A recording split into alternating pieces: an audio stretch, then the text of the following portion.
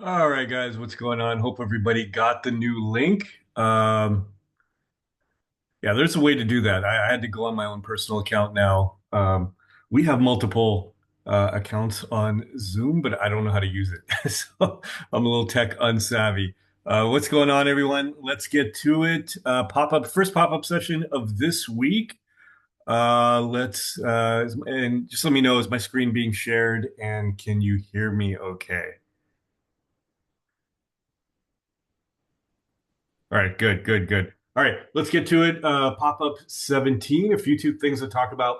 A little bit of industry rotation, which we already touched on in the report yesterday. We'll look at the Focus 40, and we'll talk a little about Oklo. There were a lot of comments coming in, so I wasn't able to catch all of them. But I noticed that a few of you were in Oklo, and some of you were talking about profit taking. And I think that's an interesting discussion. No one right answer on that. But we can talk about the various ways to think about profit taking in a spot like that. Tesla, we talked about an potential overreaction last week when the big decline came in, and it's kind of playing out right now. So we'll talk a little about that and just touch on our gap down reversals. Most of you know the setup already, but we'll have a little discussion on that. I want to talk a little bit about, since you guys want to talk about options, and again, remember, this is a swing service. But I'll talk a little bit about option stuff on the side. So we'll talk a little bit about implied volatility today, which surprisingly, a lot of people who are buying calls and puts don't really understand. And then we've gone over the bull call spread over the last three or four pop-ups. So we won't really break it down, but I just want a quick mention on how that impacts risk. And you could think about the big ISRG gap down that we were in earlier this week and how a bull call spread can protect you in that situation. And then if you guys have any questions as we're going, just post them in the chat. So number one, really quick here, and we're just going to hit all of these topics really quick. Let's actually start with Tesla. That's the easiest thing to start with. If we look at Tesla here, notice the overreaction. We kind of called it here last week, right? It looked really bad. But our only question was on this was it really just a reaction to the short-term news, or is there something fundamentally wrong with Tesla as well? So just to recap, Tesla had the big gap down last week when Trump and Elon were going at it. And you can see huge move down, probably the biggest move it's gone down since way back here in March, and maybe even eclipsing that one. And then you'd have to go back to probably a few years for that kind of gap down or reaction in Tesla. So very big move down related to the back and forth with Trump, and then Trump coming out and saying, "Hey, maybe we need to rethink some of these government contracts with Tesla." And it seems like Elon was upset that about some of the EV stuff that was in that bill. So you can see the big gap down. Now, we talked about this when this happened in our pop-up last week, that this could be a candidate for an overreaction to short-term news. And we also pointed out CrowdStrike. And notice here, and this happens a lot. We just went to CrowdStrike because it's such a great example here, but you can find tons of stocks that have done this, especially around earnings season. You could take the Mag 7 and look at the last 3 or 4 years and look at all the times those stock gap down and then come back very quickly. But you can see here, CrowdStrike is a great example. The big software glitch that essentially impacted the world here, impacted banks, impacted airlines, and so on. And you can see there was a big decline, the reversal candle here, and look what it did since. It was overreaction to a short-term news event, and nothing was fundamentally wrong with the company. And at this point, when this was happening, we talked about how nothing has really changed. It's a rough patch they're going through. They're going to fix it, and the stock should come back. And then we see the reversal candle right here and what has happened since the stock is at all-time highs. So, and then we see that around earnings season, you could randomly pick any of the Mag 7 or just about any stock, and you go back and look at some spots where they gap down, especially on earnings. Look at back here. We just randomly picked here Google. Here's where where it gapped down, and then you had the very bad reaction to short-term earnings, and earnings are a great candidate for these overreactions. A stock misses by a penny in terms of what their expectations were, or maybe there was something in the guidance that was a little concerning. Everybody panics and overreacts, and then the stock, a good company, will come back very quickly. Now, we talked about this last week with Tesla, that we're on watch with Tesla, that short-term news. But maybe a little different with Tesla in that there are concerns with Tesla. It's not just a short-term event, but there are some concerns related to its revenue growth really declining. So maybe we have to pay attention to that. But it still is playing out as that short-term reversal. You can see here that day was the low, and look what the stock has done since we talked about it. Has run up here and now is testing the gap down spot here, the gap fill, and that is a very key level. So this leads us to what we can quickly talk about. That is the gap down reversal setup. We've talked about this in past kind of formal mentorship sessions, and I've been doing more of these pop-ups now because we can meet more quickly when we do these. But the gap down reversal, very simple setup. And whoops, wrong ticker. Let me pull up draw length is what I want to go to. There we go. Very simple setup, but one of my favorite setups here. And that is when a stock gaps down and overreacts to short-term news events, like earnings, like what went up on Tesla last week, what we saw with CrowdStrike related to that very concerning but still short-term news event that happened last year. So when we get these big gap downs, and there's a couple of keys here, we're looking for gap downs in strong momentum stocks. So that usually means the stock has been in a momentum trend and then gaps down. So we get that gap down, usually like 5% or more, and then we start watching it. Now, what I don't do is when there is a gap down and we're logically saying this shouldn't be a big deal, that we expect there will be a reversal and a good spot to enter, I'm still not going to blindly jump in here. We need price action to confirm. So a few ways this tends to play out. As we saw with CrowdStrike there, it continued down and then at some point gave us a reversal signal. And a very good signal, two very good signals. One, if the 9 EMA is trailing like this, when it breaks the 9 EMA, that's often a good signal.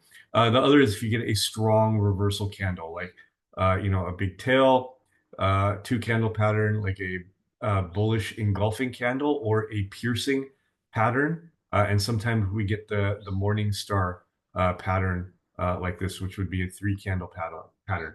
Now notice here, when we looked at that CrowdStrike, we basically got exactly that, exactly what I drew, the continuation down, then the bullish engulfing, and that's exactly what happened here.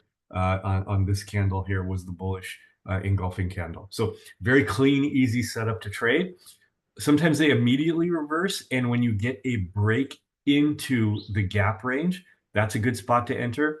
Another good spot is when we get the complete invalidation of that move and we're essentially back on trend. That's when you get the gap fill and a continuation above that range. And we might be seeing that in Tesla right now as it tests its gap fill right here. So very easy setup to trade here. And then if we were just looking at Google, where was that back in? Here we go. And here, this one, the continuation was a little harder to assess. Maybe you don't get in there, but see when it pulled into the gap fill here, that could have been your entry right there. And you can see what it did after that. We could randomly pick another stock. Let's just pick, see where NVIDIA gap down at some point here. Here was a gap down here in NVIDIA. I don't know what the reasoning was. I can't remember now. But notice here, broke into the gap range right here around 129 and went straight to the gap fill. And then the gap fill will often provide resistance, which is exactly what it did with NVIDIA. So if you're looking to enter, you want to see a break of the gap fill. And if you're in it on this setup here, you want to take profits at that gap fill. So obviously there's more to discuss related to this setup, but that's a quickie kind of idea behind this setup here. So when you see these things, especially around earnings season, you guys who have been with me for a while, we're always looking for these gap downs in strong stocks. All right, so we've gone over 3 or 4 here. Tesla, the gap down reversal. Our next topic in options, we'll go into it a little deeper later, but now I just want to introduce you to it. That is when you are buying options. And essentially, that is if you are buying a call or buying a put. So if you're buying a call, you expect the stock to go up, right? And you're buying that call. If you're buying a put, you, even though you're a buyer, you're expecting the stock to go down and your options premium will increase if the stock goes down. So that's what happens when you're a buyer. Now, you can also be a seller. And if you are selling that call, you're essentially selling the call to a buyer, kind of like you're the house, and you want the stock to go down. And then if you are selling the put, you're selling it to someone who's buying the put, right? And so you want the stock to go up. So there's essentially two ways to be bullish and two ways to be bearish if you're using a single chain option, unlike the call spreads where we're using two chains, right? So you're either to be bullish, you're either buying a call or selling a put. To be bearish, you are either buying a put or selling the call. And the question would be then, let's say I'm bullish. So I can either buy or call, or I can sell a put. Now, selling a puts are always risky. So you usually want some kind of protection like a spread. So if you've ever heard the term a naked option, that's essentially that what it is. When you're a seller, your risk becomes infinite when you are a seller. So it can be very risky. But yet there's still, again, you can either be buy a call, sell a put. And the question is, which do you choose? To be a buyer as a on a bullish play, or to be a seller of the put on a bullish play? And the way to do that is to pay attention to your implied volatility. And a lot of traders lose as buyers. And you may have noticed this if you've done a lot of buying of calls, that you tend to lose a lot when you buy calls. And the reason is most people are not paying attention to the implied volatility. So, of course, there's a stock movement you're looking at, but when we are buyers, one, we are paying to buy, right? And that creates a break even that we have to get up over.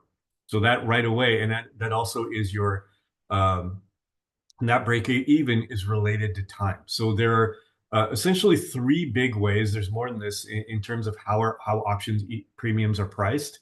So if you ever wonder when I'm looking at an options premium, let me just pull this up here. Let's say we were looking at NVIDIA. Whoops, there we go. Let's say we were looking at NVIDIA and we're going, kind of our standard 30 days out. So let's go to July, let's just say July 25th. And we want to buy at the money. So NVIDIA is trading at about 144. So let's go to the 145 here. And notice here, is that right? I have no wonder. Shopify goes changes to NVIDIA. These should be linked. I don't know why it's not. There we go. Okay, let's go to July 18th, and we'll go to the 145 here. And notice it's 660 right now. So essentially, it would cost us $660 to buy one contract. Multiply that by 100, so you're controlling 100 shares, which is a lot cheaper than buying 100. Buying this at 144, right? That would be 14,000 to control it, which is only costing us 660.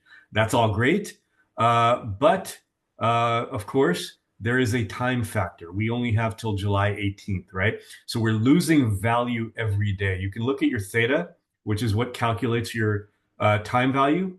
And notice here, we're losing 7 cents a day, or you can multiply, is that 7 cents? Yeah, 7 cents a day. So essentially every day here, we are losing, just multiply 0.07 times 100. We're losing $7 a day. That doesn't seem like a lot, but on that 660, if you've been holding it for 10 days, you've already lost 770. So your 660 is only worth 590 now, right? And then if you've held it for 20 days, your 660 would be down to like 520 or so on. So you are losing every day just holding the stock. So that's a big difference between when you buy 100 shares and when you buy the call, right? If I buy 100 shares of the stock, of course, it's costing me a lot. My position size is $14,400. But if it stays at this price, I don't lose anything. Maybe, it kind of sucks that I'm sitting there holding it and it hasn't moved, but I haven't lost money, right? If I sell it, I break even, minus if you have commissions, minus, your little commission. But outside of that, you haven't lost money, right? Holding this for 10 days, you've lost $70, which is a big percentage loss to 660, right? So you have a break even that you have to get above. That is why win rates on buying calls is low. So you need to be able to overcome that. There are three major factors in your option pricing when you see the premium here. One is the price itself, so price movement, right? Of course, that's a big deal. If the stock moves from 144 to 164, your option premium is going to be increasing. And maybe later we don't have enough time now to really get into discussing the Greeks here. That's delta, gamma, theta, vega that you're seeing here. But you can look at your delta really quickly here. And if I'm buying the 145 call, I see that essentially 49, essentially 50 cents. Every point the stock goes up, I'm going to gain 50 cents of premium. So if I held this for 10 days and stock goes up $10 from 144 to 154, I know with my delta, that means I'm gaining 10 times 50 cents, which would be $5. So I've almost made 100% gain on premium. My 645 is now 1045. So my $645 here would now be worth 1,000 something. So I've gained quite a bit, right, on my option. And I could subtract how many days my theta on that. So I would subtract the $70 for holding for 10 days. That gives me a good idea where my price would be on my options premium. So you can kind of get an idea of what can happen and how your pricing can change with that option premium. So of course, there's price, there's your theta or time value that you have to get over. And then there is your volatility. Well, that's one of the big factors in your options premium. When you hear someone saying this option is expensive or this option is cheap, that's related to the volatility. The price can move it, the time will move it, but what really impacts whether it's cheap or expensive is your implied volatility. So you could have two stocks. Let's say they're both trading at 145, NVIDIA and another one. And they make the same 10-point move. And the option strike, the strike date is the same. So theta is going to impact it the same. Time is going to impact it the same. And one stock goes up, from 660 to 10, and the other one goes from 660 to only, let's say, 8. And the reason for that would be the volatility or the implied volatility. That is the other factor in your pricing. And what volatility is, let's talk a little bit. We'll dig deeper. I just want to introduce you to this right now. There's historic volatility and implied volatility. Historic volatility is actually what's happened. So if we look at NVIDIA, we can look at it and we can see where the stock has been, and that creates the historic volatility. What has already happened? How volatile has the stock been? That's real, right? We know by looking at the stock. There's a calculation for it. I don't know how to do it. Doesn't matter. We don't have to know how to do it. We just have to be able to see it, right? And then there is implied volatility. Implied volatility is not necessarily real. It is the market's expectation of what the volatility or movement of the stock is going to be in the future. And that bit gets baked into the option pricing. So if there's an expectation that this option is going to be really volatile in the future, the stock is going to be really volatile in the future, the premium is going to be more. If there's this expectation that it's not going to be, the premium is going to be less. Now, we want to be buyers of an option when implied volatility is low. So think about your option pricing. We want to get in when it's cheap, and that is when implied volatility is low. The higher the implied volatility is, the more expensive your premium is. So if we look at, let's say, NVIDIA here, right now, you can see here, NVIDIA's 30-day implied volatility is 34. We can look at IV rank, and I'm not going to get too deep into it right now. We'll talk about this stuff later and really dig into it in maybe a half hour kind of discussion on this stuff. But for now, just know it's saying 1% here, which is very low. So it's a subdued here. You're getting a low implied volatility right now in NVIDIA, which means you could be a buyer of the call. The option premiums are cheap. If the implied volatility here instead of 34 was say at 60, then this IV rank might be high, and we would know we're buying at a higher price. And this 140, this 145 at 6, this options price might be 9 instead of 6, and then it would be we'd know it's expensive. Now, also keep in mind that implied volatility is relative to the stock. It's not an objective number, meaning 34% on Nvidia could be low, while 34% on another stock, like say Pepsi, could be high. And you have to compare it to its historic volatility. If the stock usually is at a 20 implied volatility and now it's at 34, that would be a high volatility for that stock. If the stock is usually at 70, which like Nvidia usually is, like 60 or 70, and now it's at 34, that is a low implied volatility. So it's relative. That's why we have to look at this IV rank. IV rank is a calculation comparing its historic volatility, and it gives you an idea if you're at a low or high implied volatility. So the point here is you only want to be a buyer of a call when implied volatility is low. That's the key takeaway from this, what we're talking about today. We'll talk more about buying calls in our next pop-up session, but just keep that in mind right now. You only want to be a buyer of calls, whether you're buying a call or even buying a put, when implied volatility is low. If implied volatility is high, no matter how bullish you are on the stock, you probably don't want to be a buyer because options premiums are more expensive and it's going to be harder to get above your break even. And let's illustrate that here with on this option strat, which this is essentially calculating all those Greeks that we just did on our own, that math calculation we did. This essentially does that, and we can very quickly look at the potential move on the stock. All right, we're on bull call spreads right now. Let's go to just a long call. We're looking at NVIDIA. So let's go to NVIDIA here. And we were looking at July 18th at the money, the 145. Now notice here, we're buying the 145 here, right? If we hold to expiration, which is July 18th, notice here, we don't start making money until the stock gets to 153, right? So think about the advantages and disadvantages here of buying a call versus buying 100 shares of the stock. So obviously the first thing is the huge advantage is it costs you $14,000 to control 100 shares when we just buy, right? Whereas I can buy the call on the July 18th for 600. Here, it's showing you right here, the net debit, $637, right? So very cheap to do. Now here is in options, whenever you get an advantage, there is some disadvantage. So that's the big advantage. We get to control all this very cheaply. This disadvantage is we have an end date, right? July 18th is when it ends. And because of that, we're losing time value every day. And this kind of illustrates that time value here, right?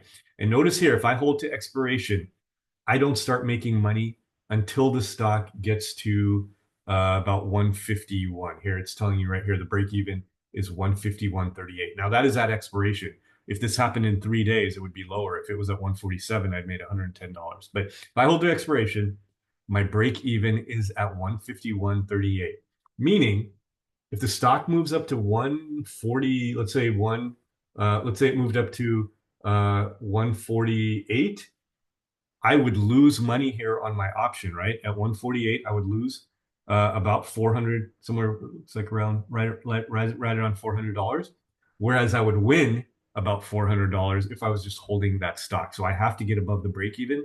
Once I get above the break even, I'm making money. And of course, if the move happens sooner, less time has been deducted, and I start making money quicker. But so there is this break even you have to get over. That's why win rates are lower with buying calls than selling. So you have to get past that break even.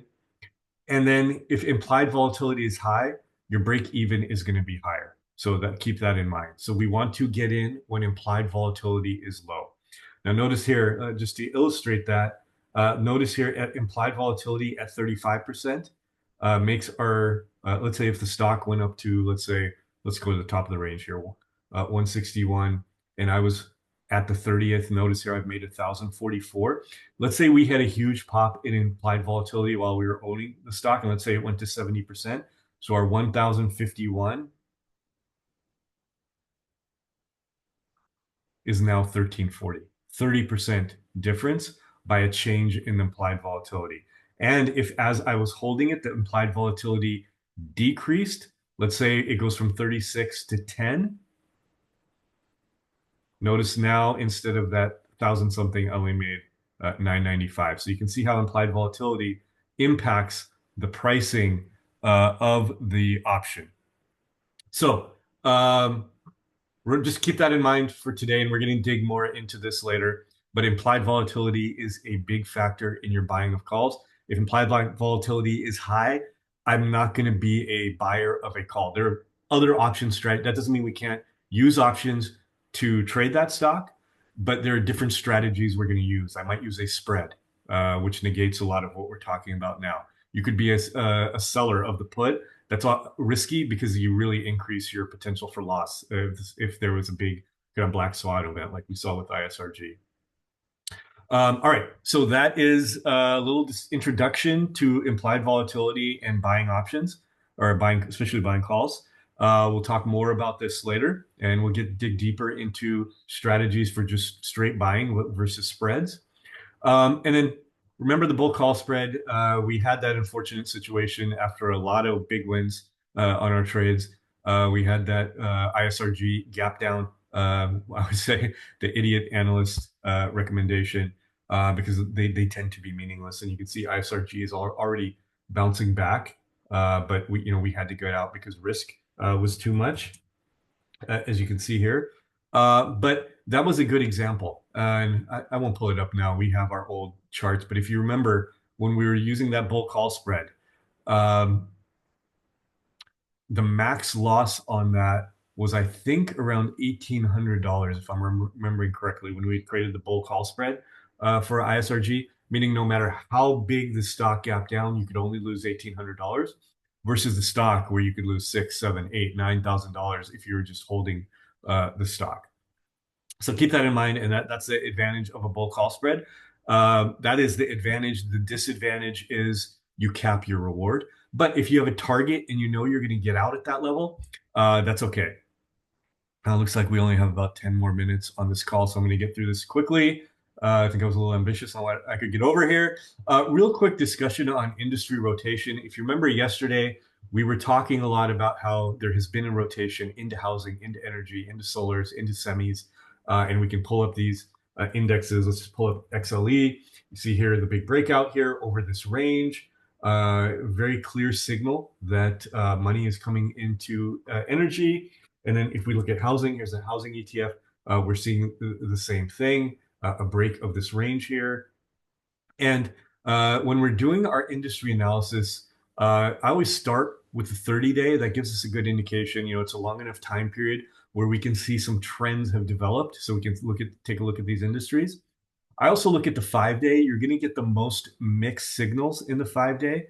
And what you want to identify is something that is, say, popping on the 5-day just because maybe it's a little bounce play or some kind of insignificant move versus something that is really significant. But notice here on the 5-day, a lot of the areas we were talking about, energy, here's oil and gas. We talked about biotech. I didn't list it here, but we talked about it yesterday.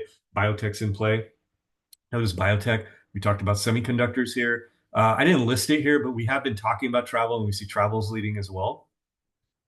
Talked about solar here.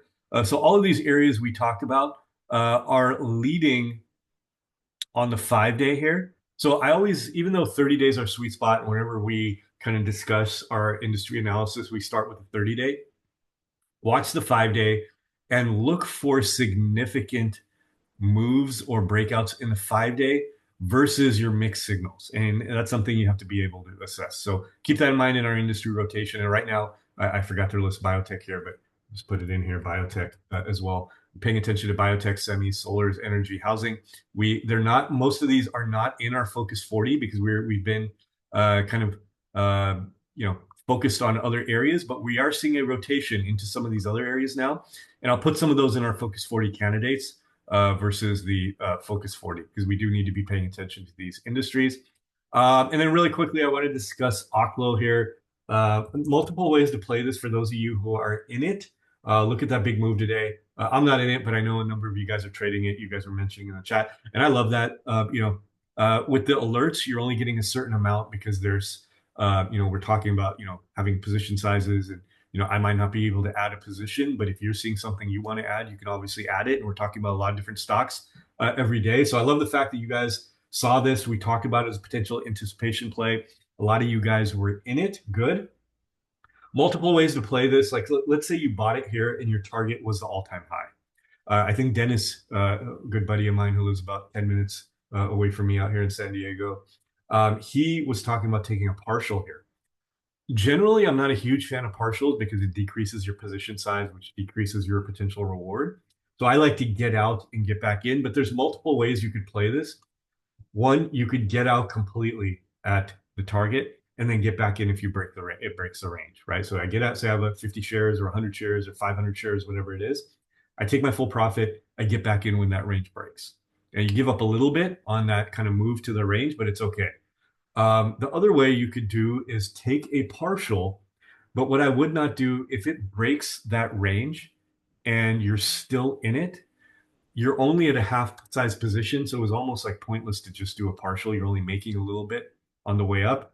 Once it breaks that range, I would add to full position size. So that's a little tip on partialing that a lot of people will just keep their partial position, but then you're just not winning enough at that point. So when it breaks the significant level, essentially creating a new setup, get back in with your full position size. You won't see me doing a lot of that in the report. What I will generally do is I will get out and then I will get back in if I like the new setup. But there's no right or wrong answer with this. One of the things you could do is partial and then get your full position size. All right. So I think we hit just about everything here. Of course, Focus 40 stocks. We know the stocks are in play, so I don't think I need to really dig deep into that. I do like Shopify here. Shopify is breaking the range. I think this is a good potential entry today. But I'll talk more about the stocks that are on watch for the Focus 40 in the trade report today. So, all right, guys, that's pop up for today. We'll see if there's anything significant to talk about tomorrow or Friday. So I'll let you guys know if we're going to do another one this week. Talk soon.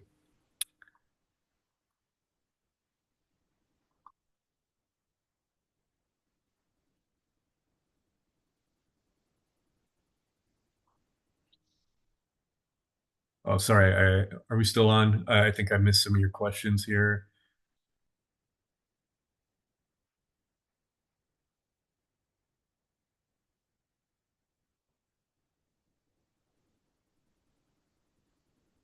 I think the free version on Option Strat is enough for now. If you dig really deep into this stuff, there might be some things in the paid version that are worthwhile. Your broker might have a lot of that stuff already. So I would just investigate it and see if it's something you need. But for what we were doing here, the free version is fine. All right, looks like you guys are interested in options. So we'll continue to talk more about options in these things, even though our focus is swing and a lot of stuff with our swing setups. You can then overlay option strategies. All right, guys, talk soon.